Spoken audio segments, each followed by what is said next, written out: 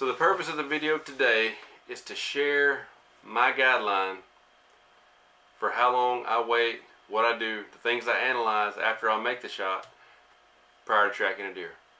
Let's go.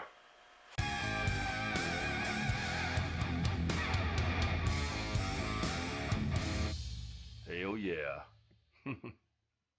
So for this video, here's the scenario.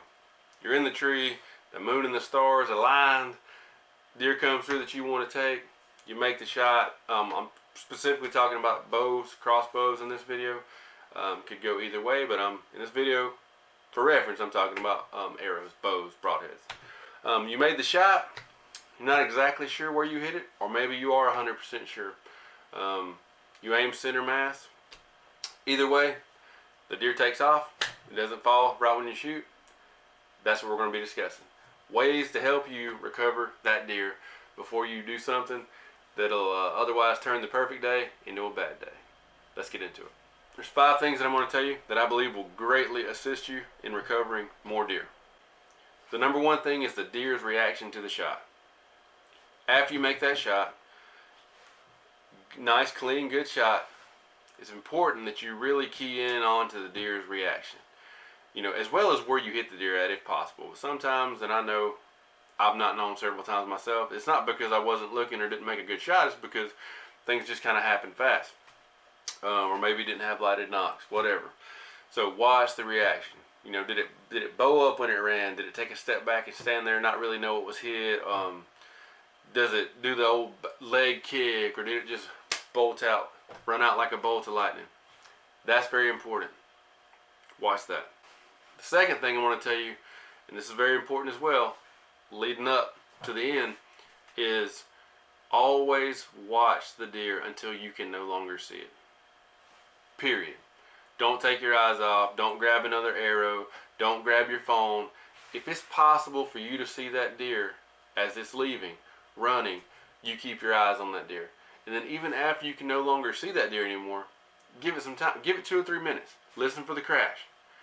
And remember the direction of all. It's important that you remember all of this. All of this is going to help you recover more deer. Alright, so after you've made the shot, the deer's ran off. The number 3 thing is while you're still sitting there, you're excited, you get your phone out now and text, it's over, as far as what you can do at that point.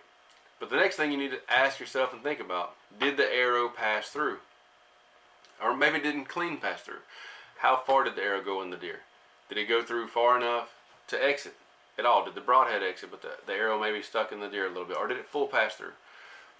This is something else that's going to help you decide when to get down, when to track your deer. But it is imperative to get that pass-through shot, or you want your broadhead to push through so you can find that blood. So think about this while you're sitting in your stand prior to getting down. Step 4 that I always want you to think of and remember is wait time. No matter what you do, no matter if you saw it hit the deer and you know you got a double lung or a heart shot, if you saw the deer fall, still gotta wait. Do not get down. It is not worth the risk. Once you've hit the deer, the damage is done. You can only hurt yourself by not waiting. I stress that. If you've made a good shot and everything's going good for you, the deer is going to be there when you go get him. There's no reason to rush it. Sit there, enjoy the excitement of having made the shot. Do not rush over there. If you see the deer fall, give it at least 30 minutes. That's my minimum recommendation, but I recommend that everybody waits 1 hour. I know if you see the deer fall, it's going to take a lot to not go get it. And if it's summertime, early bow season, and you see it fall, give it the 30. I would give it an hour, and that's what I'm recommending for everybody. I don't want anybody to lose a deer. There's too much that comes into play for you to get the opportunity to see deer. You get up early, you make your plans, you get dressed, you get out there, you're scent free, you walk the woods, you climb your stand, you sit, you do everything right, and moon and stars align. Deer comes out and you're lucky enough to make the shot. You don't want to mess it up from this point. So wait. Period. Step 5. So your hour's passed. Get down out of your stand quietly and you go try to find your arrow. There it is. Did not work this time. Go ahead and get it out of the ground.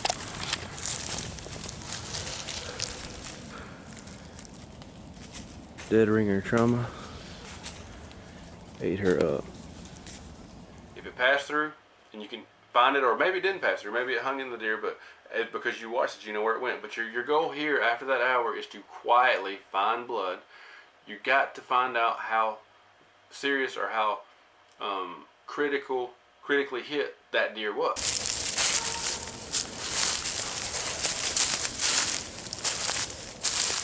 There it is, first blood. So you find blood, you find your arrow, preferably your arrow, and at your fletchings where your blood's going to be, if you see bright red blood or darker, sometimes it's dark, sometimes it's bright. Bright sometimes indicates you just barely clipped them, but for this purpose, you've got blood and it's got bubble. Look to it. Go get that deer. It's been an hour. Go get that deer. If you look at it and there's no bubbles, but you've got good blood, thick blood, on the fletchings and covering the arrow, go get. There you go. And there she is. So, moving towards the danger zone, right? You get that arrow, and it's got stomach matter on it. Little bits of ground up, whatever was in its stomach. And you smell it, and it smells like stomach acid. Best thing you can do is back out. Minimum 4 hours. So what a deer is going to do when it gets gut shot is just back out of there. You're not even going to try to pursue this deer until 4 hours. You're better off to wait 8 if you want to definitively recover that. I know a lot of situations don't permit this, but in my experience, if you try to track that deer prior to a minimum of 4 hours, you're going to jump that deer and it's going to run 3 counties over. It's going to die, but you'll never find it. All right, and here's a note that I forgot to mention in between 4 and 5. So before you get out of that stand and you're picturing where the deer ran, it is very important to get landmarks, because the ground looks 9 times different when you're down there versus in your tree. So I would recommend, before you get out, really study the direction that the deer ran. You know, note your trees. If there's 2 trees that look close together from your stand, when you get on the ground, they may not be. It might just be the angle you're looking at them. So try to make markers in your mind, references on the ground that are going to help you identify the exact trail that deer took. Because if you didn't pass through, or there's very minimal blood, you have no chance at finding that deer. So that's something that I want you to do. Just keep in mind, you know, other steps are done prior to getting down, looking for blood, finding your arrow, establishing what kind of critical shot it was, or what kind of shot it was in general. Make mental notes of landmarks before you get down. So those are your steps. So I'm going to go into a little bit of what can happen if you don't follow these steps and something goes wrong. Now you might be able to just hop out of the stand and find it immediately. I'm not saying this is an every case scenario, but I'm saying the 1 in 5 or 1 in 10 chance that everything doesn't go perfect after the shot. This is what I would do, and it's a good practice to keep with you, you know, at all times. This is what I do. The absolute worst thing you can do is to jump a wounded deer. So when you shoot a deer, it doesn't know what happened. It doesn't know a human shot it. It has no clue. It just knows it got hit, it's wounded. So what a deer's going to do 9 times out of 10, in my experience, is it's going to run a short distance. It's going to stop, and it's going to evaluate what happened. It's going to look back, kind of the direction it was standing, try to figure out if something fell on it. Then it's 9 times out of 10, it's going to start feeling the pain, and it's going to go off on a second sprint. At that point, it goes into panic mode, is what I'll call it, a hide. So it's going to hide, try to cover itself. It's going to bed down, analyze itself 9 times out of 10, and then it'll either stay there or it'll go to the nearest cover from the spot where but it still doesn't know that a human's after it or that you're even hunting it. You want to make a deer run till the very last drop of blood, the very last breath within its body. You let it know a human's tracking it, because you are a monster to this deer. It's in the woods minding its own business. It gets hit and it takes off, as any animal would, or if you were walking in the woods and something just randomly hit you in the back, you know, you'd be like, what the heck's going on? So same thing a deer does. And then if you were to say, what the heck's going on, and you see blood, you're going to get the hell out of there, at least so you can get to a safe zone where you can analyze the damage. That's what deer do. So say you don't make a great shot. You make say the gut shot. You get the gut shot.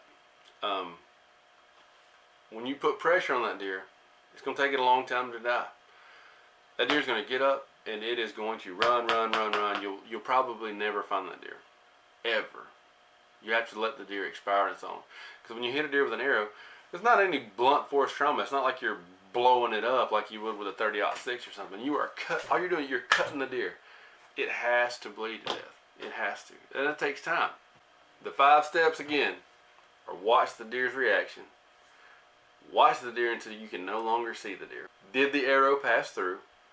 Wait a minimum of 1 hour before you pursue the game. Number 5, after an hour, get down, check your arrow, look for blood quietly, and then if everything goes right, go get your deer. Remember, this is the most important thing. Once you've made that shot, a lot of emotions, a lot of happiness. I've been there. It happens with me every time. That's why I go deer hunt. Something you can't explain to people who don't go hunt, who don't do this, or you can't explain to somebody. That's why, you know, it's important that if you have a chance, you take kids with you deer hunting and stuff like that. You're sharing something with them that they otherwise couldn't get. The damage is done. You can only hurt yourself by not following these steps. It is so important. And additionally, land markers in your brain before you go, just in case the deer didn't bleed. All this stuff's very important. I hope this video helped somebody recover a deer they wouldn't have otherwise got. I hope you learned something. Thanks for spending a little time with me. Special thanks to all my subscribers as always. Before I forget, this bad boy right here, it's going to be a star on my next video. So y'all be sure to go ahead and subscribe, hit that notification bell. You don't want to miss this one. See you on the next one.